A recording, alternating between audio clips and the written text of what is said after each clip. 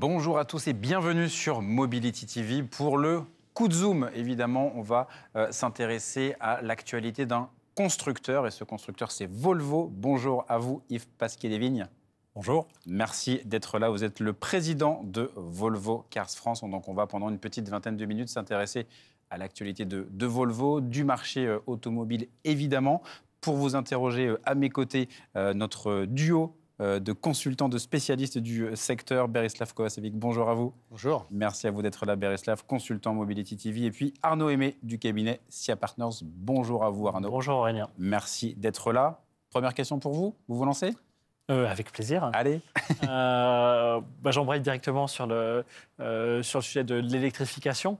On ne va pas reparler des échéances européennes 2035 sur l'électrification, mais on comprend que Volvo Cars est assez proactif là-dessus et cherche à atteindre des ventes 100% électriques avant même l'échéance de 2035 qui est fixée par l'Union européenne.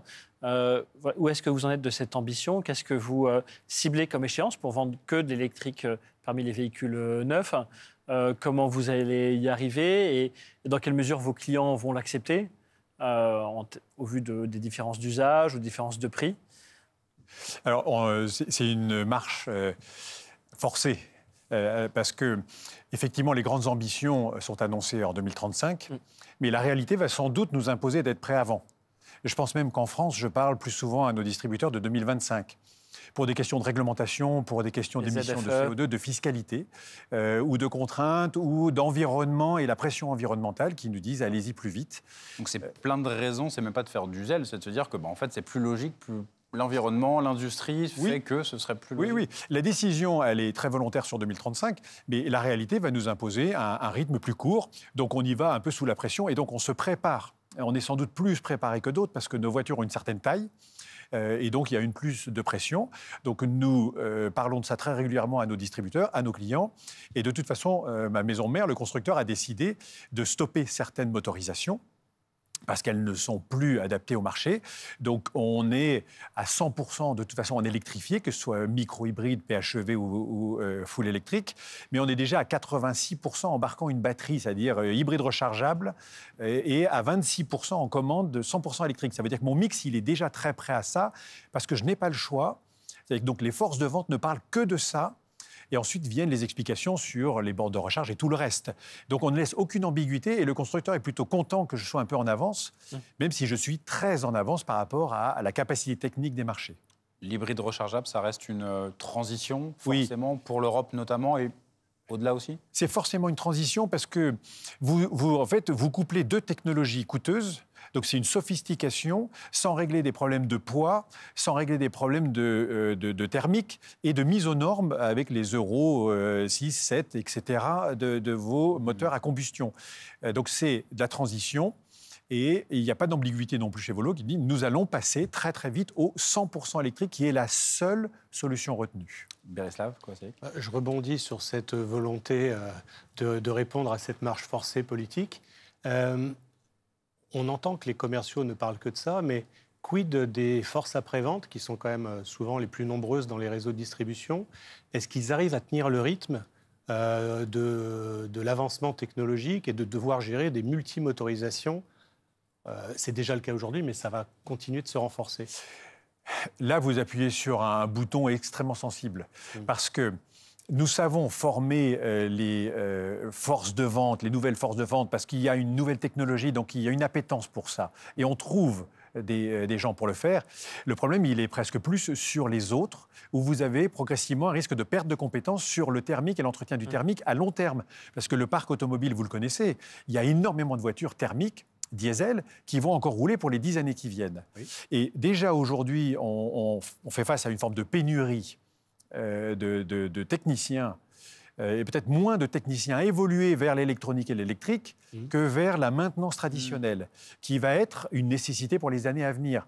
Donc c'est un problème qu'il nous faut gérer, mais en réalité c'est le problème des techniques traditionnelles qu'il nous faut déjà générer aujourd'hui et de les mettre en formation, de les mettre en école pour les avoir encore dans 4 ans, dans 5 ans, dans 6 ans, dans 10 ans. Gérer quasiment 2 parcs qui vont cohabiter, vraiment Oui. le thermique, l'électrique, pendant encore quelques années forcément. Le très sophistiqué électronique, mais sur lequel il y aura moins de choses techniques et technologiques à faire, mais ça sera un peu plus sophistiqué. Mais tout le parc roulant, on est en train d'expliquer à nos forces de vente, ne paniquez pas sur la volumétrie que vous aurez à entretenir, parce que dans 5-6 ans, vous aurez encore les effets parc actuels. Et comme le thermique va encore durer 1 an ou 2 ans, sous forme d'hybride rechargeable, parce qu'on a toute la technologie en hybride rechargeable du moteur à combustion. Donc attention à ça, recrutez, formez et pensez à 5 ans, 6 ans, au lieu de paniquer immédiatement sur les technologies pures électriques. Effectivement. Arnaud Aimé ?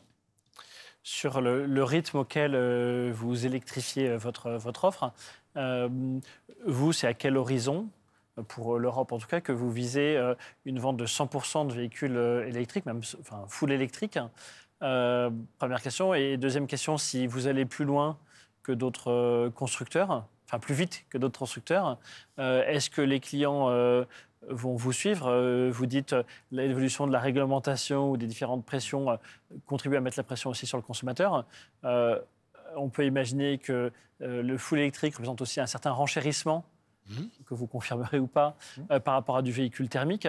Est-ce que vos clients Volvo vont être convaincus de basculer peut-être plus vite que chez d'autres constructeurs vers le 100% électrique? Est-ce qu'il n'y a pas de risque pour vous que des clients se déportent vers d'autres modèles encore électriques ou qui retardent leur achat s'ils veulent pas aller vers une autre marque? Alors, dans l'ordre de votre question, l'électrification au niveau européen, elle est très, très diverse parce qu'en France, vous mesurez à 12% sur les immatriculations et vous êtes à 2 ou 3% sur l'Europe du Sud. Donc, c'est pour ça que les ambitions sont à 2030 ou 2035. France, ça va aller beaucoup plus vite parce qu'il y a une appétence, parce qu'il y a une fiscalité qui est accompagnée et donc on s'y prépare. À l'évidence, sur une volumétrie faible aujourd'hui que nous vendons, nous avons un impact coût des énergies, coût des matières premières, avec le pic qu'il y a eu, mais qui commence déjà à se stabiliser sur beaucoup de matières et qui commence à baisser à nouveau. Cobalt, lithium non, mais cobalt et un certain nombre d'éléments. Donc, les prix ont eu une explosion, ce qui peut un peu fragiliser le modèle, mais ce que se dit Volvo, c'est qu'à l'évidence, si nous voulons en vendre, il faudra que les prix soient acceptés et acceptables pour le marché. Donc la vision que vous avez maintenant, où on dit que ça coûte 50% plus cher, elle n'est pas totalement réaliste. Et de toute façon, s'il y a une envolée des prix, nous n'en vendrons pas parce que le marché ne les acceptera pas. Donc il va y avoir une pression sur les prix. Et ce que nous offrirons sur le marché sera en adéquation avec le marché, avec la demande. Sinon, ça ne marche pas. Et comme nous avons des ambitions avec une très grosse volumétrie, à l'évidence, les prix ne pourront pas être plus chers que les technologies thermiques du moment, voire en dessous. Mais la R&D, la volumétrie, la production en masse qui vont être les nôtres vont faire baisser ces coûts, de toute façon. Donc il n'y a aucune ambiguïté là-dessus. On ne peut pas avoir un enchérissement indéfini parce que ça ne se vendra plus. Donc tout le modèle économique disparaît un jour ou l'autre. D'accord, donc vous êtes confiant dans le fait qu'à horizon de quelques années, je ne sais pas, 3, 4, 5 ans, le prix de production de véhicules 100% électriques, et donc les prix de vente, convergent avec ceux des thermiques historiques? Évidemment et forcément. Sinon, ça ne tiendra pas. Et comme il y a des ambitions de volumétrie, je ne pense pas que tous les constructeurs aient dit on va les vendre plus cher, mais du coup, on en vendra 50% de moins. Ça ne marche pas non plus. Donc, cette équation, et ça se fera sur un jeu, c'est aussi pour ça qu'on pousse vers la volumétrie, c'est que forcément, les marges unitaires vont, pendant un certain temps, être plus pincées. Parce que les coûts seront là, qu'il faut amortir de la recherche et du développement au cours de ces dernières années. Les matériaux vont encore évoluer. On parle de technologie aujourd'hui qui, vraisemblablement, dans les 5 ans, seront plus les mêmes. On parlera même plus des mêmes matières premières. Pour rebondir là-dessus, historiquement, ça fait déjà quelques années que Volvo a, parmi les marques premium, une part de vente aux sociétés, fleet, plus élevée que la moyenne, et inversement, aux particuliers plus faible. Alors, si on rebondit sur la remarque d'Arnaud, le fait que vous ayez un partenariat fort apparemment et renouvelé récemment avec ALD, est-ce que ça vous sécurise aussi sur les valeurs résiduelles? Parce que j'ai un micro-trottoir récent qui me laisse quand même entendre dire qu'à court terme, la différence de loyer est très forte, même de plus de 50%, et que la plupart de certains commerciaux sont inquiets sur tenir les clients pendant ces 2-3 ans avant qu'on arrive à cette maturité. Oui. Nous avons une part à société qui est importante. Mais parce que nous avons un énorme vivier de clients qui est de profession libérale aussi. Et ça rentre dans les catégories immatriculation au nom de la petite entreprise, ce qui ne nous déstabilise pas du tout. Je suis sûr que j'aimerais progresser en volume sur le marché du particulier, mais finalement, nous, économiquement parlant, ces deux marchés sont au même niveau de rentabilité. On a souvent l'habitude de dire le marché flotte n'est pas rentable pour un constructeur. Mon marché flotte, il est extrêmement rentable et de temps en temps, il est beaucoup plus difficile de vendre une voiture à particulier. Il y a plein de coûts, il y a des reprises, il y a plein de choses qui font que ça n'est pas une évidence et ces deux marchés, pour nous, sont exactement au même niveau de rentabilité. Donc, quand c'est à 70-30 ou à 80-20, ça ne me déstabilise pas du tout. Okay. Donc, on avance comme ça. Aussi parce que nous avons été très vite vers l'hybride rechargeable qui a une fiscalité très favorable. Comme je suis à 86% de mon mix en hybride rechargeable, sans taxe sur les véhicules de société et des taux d'émission très faibles, ça nous a poussé dans ce domaine-là. Donc, il n'y a aucune raison de changer. Le partenariat avec ALD est très bon et très solide. Mais si vous analysez notre business avec l'ensemble des sociétés de leasing, il est assez bien réparti. Bien entendu, la captive avec ALD pour Volvo Carfleet est très solide et c'est le plus gros. Mais nous travaillons très bien avec les autres et nous sommes en progression avec les autres à conditions identiques. Et on veille à ça, à ne pas avoir tous les œufs dans le même panier. Donc, les valeurs résiduelles, qui est le dernier point, oui. C'est devenu très sensible parce que tout le monde est un peu perturbé par cette nouvelle voiture électrique, la batterie, quelle va être la valeur résiduelle, tout ce qu'on a vendu en diesel qui va revenir dans 2 ans, dans 3 ans, quelle sera sa valeur sur les ZFE qui excluront tous ces modèles-là. Donc tout le monde est devenu très nerveux. Simplement, ce que nous demandons à toutes ces sociétés de leasing ou les banques qui font leur valeur résiduelle, c'est qu'on travaille ensemble et que tous les trimestres, nous travaillons ensemble à la revue, en plus ou en moins, et que ça ne se fasse pas dans notre dos et qu'on soit sous contrôle. Les loyers ont augmenté, mais parce que les prix des voitures ont augmenté, que les taux sur le marché ont pris un coup, parce qu'on s'est financé à pas cher pendant ces dernières années, et qu'effectivement, les loyers ont pris 30% en 6 mois. Mais moins sur le changement des VR que sur ces paramètres de marché, de prix de voitures, où elles ont pris 5% sur le marché, l'ensemble des voitures, et ce coût de l'argent. Plus du tout la même musique. Pardon, Aimé. L'argent est plus cher qu'il n'était, ça impacte la location longue durée dont on vient de parler. Qu'est-ce qu'il en est de la location plus courte durée, autrement dit du développement d'offres davantage à l'usage? On commence à voir fleurir dans le secteur automobile des offres d'abonnement aussi. Lynk & Co par exemple. Comment est-ce que vous, Volvo Cars, vous vous positionnez par rapport à ça? Est-ce que vous pensez que ça va être un besoin très substantiel des clients ou est-ce que ça reste anecdotique? Et est-ce que vous allez offrir davantage de solutions pour ces usages un peu plus en pointillé? Alors, chez Volvo, ça n'est absolument pas anecdotique sur le principe. C'est encore marginal en volume, oui. Mais l'entreprise a créé une société qui s'appelle Mobility, qui travaille exclusivement là-dessus, qui a démarré quelques années avec du free floating, c'est-à-dire des flottes en partage, mais qui travaille... Mobility TV, hein, rien à voir. c'est pas pareil, il n'y a pas un partenariat. Voilà, ça, on a chacun les domaines. C'est ça. Mais qui travaille toute une chaîne logistique en disant je vais vendre un forfait mobilité à mon client. Il y aura dedans un billet de train, un ticket de trottinette, un billet de métro, une voiture de location et sa voiture en propre. Parce qu'on va vers un monde de la flexibilité totale. Je pense que le bon vieux modèle à 36, 48, 60 mois, où on est engagé, on ne peut pas en sortir, risque de bouger. Et vous avez des expériences qui s'appellent Care by Volvo, qui sont des locations, c'est-à-dire que vous avez un forfait de location, vous pouvez vous en échapper quand vous voulez, le renouveler, changer de voiture, mais vraiment à 6 mois. Et le montant du loyer, que la voiture soit neuve ou d'occasion, vous avez une solution de mobilité à un forfait complètement intégré. Vous avez cité une autre marque du groupe qui se vend qui se loue exclusivement comme ça, qui s'appelle Lynk & Co, qui est à part dans le groupe, mais qui teste ses mobilités. Mais Volvo, par le système Care by Volvo, dans 5 pays d'Europe, teste totalement ces solutions. C'est exclusivement location en ligne. Tout le processus est en ligne, distribué ensuite chez les concessionnaires, entretenu chez les concessionnaires du réseau.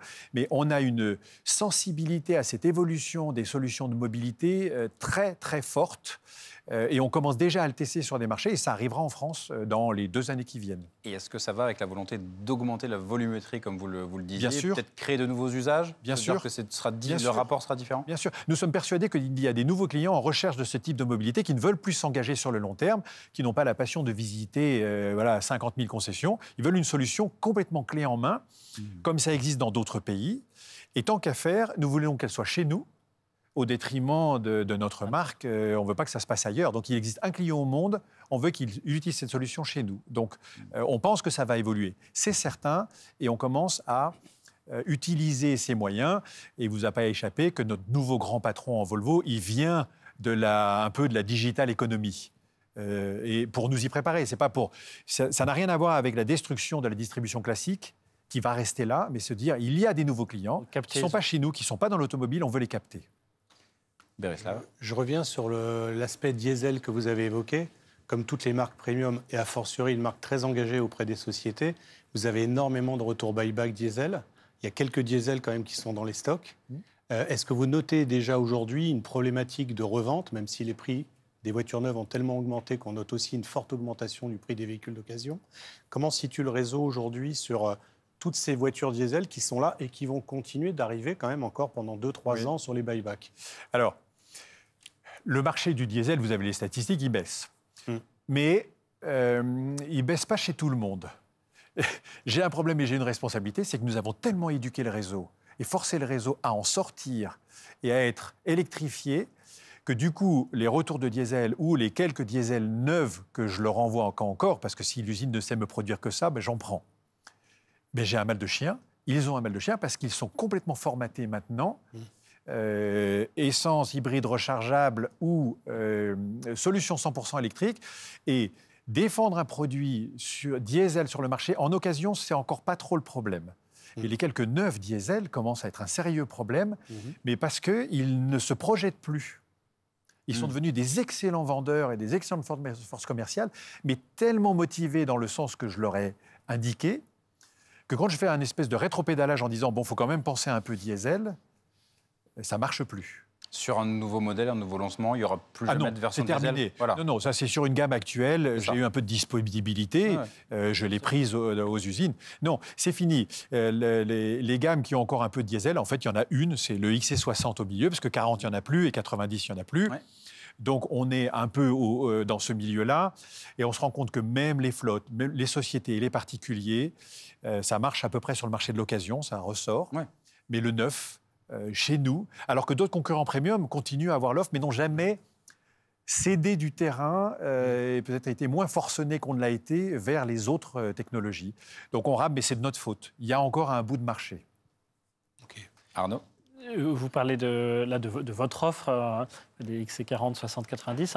On commence à voir très concrètement l'électrification. Vous avez un nouveau modèle de SUV qui est le X90. Est-ce que vous pouvez nous en dire un peu plus dessus? Comment on imagine la perception des clients dessus? Quelles promesses en termes d'autonomie? Quel différentiel de coût par rapport à des modèles diesel qui existaient jusqu'à présent? Quel marché, quel type de client on vise avec ça? Alors, le lancement a eu lieu la semaine dernière. Donc, c'est une présentation. Il est configurable, il est mis en vente. Sa tarification correspond au mix que nous vendons aujourd'hui. Donc, c'est du haut de gamme. Hein, ça démarre à 106 000 et il y a une gamme à 114 000 €, mais qui est dans le mix de ce que nous vendons aujourd'hui en version T8 hybride rechargeable, parce que nous ne vendons plus de diesel. Mais les derniers diesels que nous vendions étaient très chargés en options ou en spécificités. Donc, on a toujours vendu plutôt du très haut de gamme. Donc, ça se situe encore à ce niveau-là. La promesse est assez différente de l'actuelle. Premièrement, c'est la nouvelle gamme en 90 ne sera plus qu'en 100% électrique. C'est-à-dire que c'est l'actuel qui va continuer encore en hybride rechargeable. Donc, il n'y a plus la double solution. Le nouveau X90, vous ne l'aurez qu'en 100% électrique, avec une promesse de batterie à 111 kW. Ça veut dire qu'on est à 600 km d'autonomie, 586, 600 km, charge rapide, donc des temps d'utilisation. Bon, ça, c'est une partie du discours. Ensuite, c'est sécurité, c'est-à-dire qu'on embarque maintenant du lidar, ça vous détecte à plus de 250 mètres tout ce qui peut bouger, ça nous prépare à la conduite autonome, ça renforce tout l'ADN de la sécurité. Ensuite, ça embarque des nouvelles choses qui sont vigilance du conducteur. Donc, vous avez une caméra qui vous regarde dans les yeux et qui trouve que vous avez les paupières qui baissent, qui détecte qu'il y a du Petite monde. décharge électrique à ce moment-là. C'est peut-être un peu plus. Ouais, un peu ça, c'est que ça commence à sonner en disant il y a quelqu'un. Les batteries sont suffisamment Et ça reprend ça reprend la conduite. Il faut qu'on montre, il faut qu'on réponde entre guillemets. C'est ça, Ouais. absolument. Il faut que vous donniez une impulsion et que vous disiez oui, il y a quelqu'un, parce que ça détecte une perte de vigilance. Ça détecte si on a oublié un animal ou une personne ou un enfant dans la voiture. Donc ça règle la voiture ou ça envoie une alerte en disant attention. Parce que voilà, dans d'autres pays aux États-Unis, il y a beaucoup d'accidents. Oui. Pas tellement en Europe, mais enfin, ils ont tendance à oublier qu'ils ont du monde derrière. Donc, c'est sécurité, vigilance. Ça, c'est la véritable nouveauté. On parle moins de puissance, parce que la puissance aujourd'hui liée à un moteur électrique ne veut pas dire grand-chose. C'est des chiffres incroyables, dont personne n'a besoin, parce que si vous l'utilisez à fond, vous avez consommé de l'autonomie. Et c'est moins différenciateur entre les modèles. Ça n'a et pas constructeurs. d'intérêt. Et on voit que tout le monde automobile aujourd'hui ne parle que d'électrique. Et donc, plus personne n'émerge sur l'électrique. Donc, on dit La sécurité, ça peut être un aspect. C'est notre ADN. Voilà. Oui. Donc, il est facile pour nous de surfer historique. dessus. Et de le rappeler, c'est bien. Et de le rappeler et de dire, voilà, on a tous les composants en matériaux, en sécurité, en électronique, en vigilance. Ils sont là. La promesse des zéro morts, elle est plus que jamais d'actualité. Donc ça, c'est un très fort engagement. Et on pense à vous, on pense aux autres. Et vous allez retrouver dans cette voiture, comme dans tous les autres, encore plus. La connectivité à bord, l'aspect divertissement à bord, ça aussi, forcément, c'est une des manières aussi de se différencier. On voit beaucoup d'accords, Amazon, Stellantis, Renault, Google, etc. Pour Volvo. Nous passons des accords aussi. Alors, c'est devenu indispensable et il y a des systèmes technologiques que vous ne pouvez plus développer tout seul. Donc, vous nouez des alliances avec NVIDIA, vous nouez des alliances avec Google. Et en fait, vous les faites rentrer dans votre voiture. C'est ce que nous avons signé comme partenariat. Parce qu'au lieu de développer vos propres composants, vos propres puces, vos propres systèmes de GPS ou d'infotainment, il y a des gens qui savent très bien le faire, qui vont mutualiser les coûts.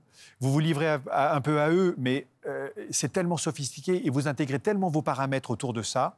C'est tellement plus puissant que finalement, l'entreprise fait ce choix sans hésiter en disant, voilà, on vous accueille à bord et partageons nos ressources. Alors, vaisseau amiral, on l'a bien compris, mais on a aussi entendu parler apparemment d'un modèle plus petit, entre guillemets, plus accessible que le XC40. Alors, on sait qu'on est en plein buzz et qu'il ne faut pas aller trop loin, mais on parle de numéro 30 ? Alors, la promesse de Volvo, c'est de dire on vend 850 000 voitures aujourd'hui dans le monde. On va, dans les 3 années qui viennent, passer à 1,2 million. D'accord. Vendre 1,2 million de voitures avec la gamme que l'on a, il faut être très fort. Donc il faut forcément proposer. Forcément, on arrive sur un nouveau créneau, et c'est forcément un créneau volumétrique qui existe et qui est large, et pas un petit de niche où vous rajoutez 1000 voitures. Donc c'est des clés. Donc oui, on a un modèle qui arrive en dessous du XC40, 100% électrique dès le départ, et avec toutes les composantes Volvo. Donc c'est un peu le petit modèle à grosse volumétrie qui nous aidera à rajouter 400 000 voitures dans le monde à notre volumétrie actuelle. Avec une plateforme similaire au XC40 ou pas forcément? Non, pas du tout. Ouais, donc vraiment... une plateforme groupe. D'accord. Vous savez que nous appartenons à un groupe qui a 5-6 marques et c'est développé en commun. Et donc, design Volvo, ADN Volvo, mais synergie groupe sur tout ce qui est groupe propulseur, batterie et châssis.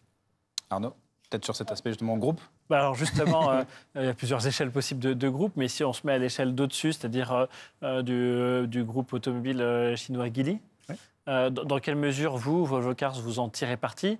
Vous dites sur le digital qu'il faut avoir la masse critique et en fait, il faut s'allier avec des acteurs tech. D'autres groupes, tels que Volkswagen, ont la volonté de développer ça en propre. En se disant on est un très gros constructeur, on a la masse critique. Le fait d'être dans un groupe comme Geely, ça apporte quoi comme avantage en termes de synergie, de mise en commun de la R&D ou de partenariat peut-être avec les acteurs tech? Oui, vous parlez avec une voix plus puissante. Vous avez le Geely qui est, je dirais, la holding automobile qui a ses marques en dessous et ce n'est pas un mystère si on parle de Lynk & Co, si on parle de Polestar, si on parle de Zeekr, si on parle de maintenant Géométrie, si on parle des taxis londoniens. On parle aussi de Lotus, avec des partenariats assez différents. Soit ils sont 100% dans la holding, soit Volvo, comme dans Polestar, à 50% de Polestar ou à 30% de Lynk & Co. Mais globalement, ce qu'il faut vous dire, c'est que tous les centres de R&D de tout ce monde-là travaillent ensemble. Et que les plateformes, les batteries et un certain nombre de technologies vont être échangées Ensuite, vous allez pouvoir mettre de la technologie additionnelle pour la sécurité dans certains et moins dans d'autres, pour des questions de prix, pour des questions de continent, avec bien sûr tous les bons ADN de l'automobile. Et vous avez une puissance de feu de négociation, vous avez une puissance de feu de répartir vos plateformes sur une volumétrie qui n'est plus de, j'en sais rien, 300 000 Volvo, mais qui est 1 500 000 voitures au sein du groupe. Et quand vous discutez avec NVIDIA, vous discutez de la connectivité sur un domaine beaucoup plus vaste. C'est une dernière question, Oui, Berislav? juste une dernière, cette puissance de feu liée au groupe. Étonnamment, on n'a pas forcément vu que Volvo bénéficiait de moins de pénuries que les autres, puisqu'on s'attendait avec un groupe chinois à avoir cette capacité à traiter la pénurie de composants électroniques de meilleure façon peut-être que des constructeurs plus classiquement européens. Et apparemment, vous êtes vous aussi en train de subir des délais pour vos clients de longue durée. Oui. Comment on peut expliquer ça? Le paradoxe, c'est qu'on s'en est très bien tiré l'année dernière. Donc visiblement, voilà, la mécanique a bien fonctionné l'année dernière.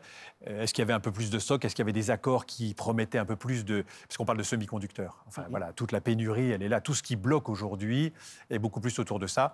Et donc, nous avions une progression de part de marché. Ça veut dire que les autres ont moins bien marché et que nous, on a bien marché l'année dernière en 2021. 2022, c'est l'inverse. On vend très bien. Donc, nos rythmes de vente sont très bons, mais les productions sont catastrophiques. Et donc, nous perdons de la part de marché en livraison. De réputation, l'industrie est maintenant dans le même panier. Il n'y a pas de stock de semi-conducteurs, tous les tuyaux sont vides et on est tous à peu près à la même enseigne. Donc cette année, on subit ça de plein fouet. C'est-à-dire Volvo et ses marques subissent ça de plein fouet. Il n'y a aucun avantage à être asiatique ou à être européen, parce que les fournisseurs, de toute façon, le marché automobile ne représente que 8% des semi-conducteurs. Et 8% d'une technologie, entre guillemets, faible, à faible valeur ajoutée et un peu ancienne. Donc les fabricants nous disent, vous pesez que 8%, et nous, la valeur ajoutée, on se paye sur les autres composants de la téléphonie et de l'informatique. Donc, il n'y a pas de raison qu'on augmente les capacités pour vous, sauf qu'on a trouvé des solutions et on va augmenter ces capacités de composants dits plutôt traditionnels, à plus faible puissance que les énormes qui sont demandés dans l'industrie. Donc on va voir la sortie du tunnel en 24. Oui, voilà, j'ai demandé 23, non, c'est encore tôt. 23, on est encore sous tension. Ouais, c'est mieux que 22, mais on sera... En tout cas, Volvo, mais je pense une grande partie du marché sera encore en tension en 23. Eh bien, parfait, merci à vous. Peut-être qu'on attendra 2024 pour vous recevoir à nouveau, ou 2023, parce qu'il y a tellement de sujets à évoquer dans le secteur automobile. En tout cas, merci à vous d'être venu sur ce plateau, Yves Pasquier-Devigne. Merci à Arnaud Aimé et à Berislav Kovacevic, évidemment. Merci. Et à très bientôt sur Mobility TV.